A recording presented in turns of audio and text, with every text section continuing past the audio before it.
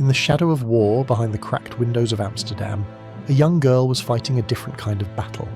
Not with guns, not with bombs, but with a pen and a voice the world wasn't ready for.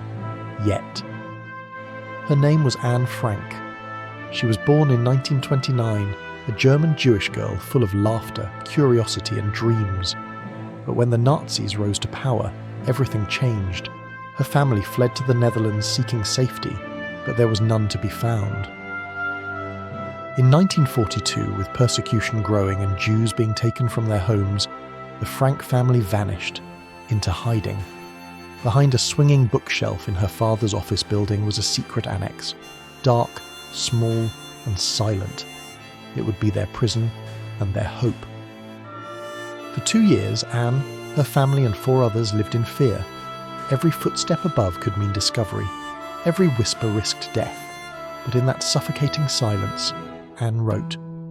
She wrote about the world outside, the war, the fear, but she also wrote about love, growing up, and the dreams she still carried.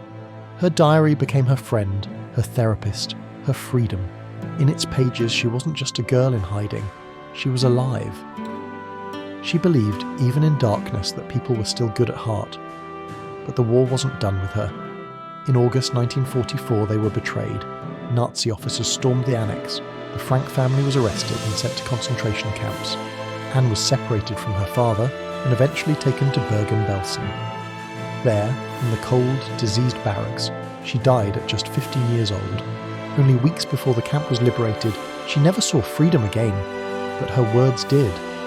Her father, Otto Frank, was the only one to survive. When he returned and found her diary, pages stained with fear and dreams, he knew they had to be shared. The Diary of Anne Frank became one of the most read books in the world, a voice from a girl who never saw peace, yet believed in it more than most ever will.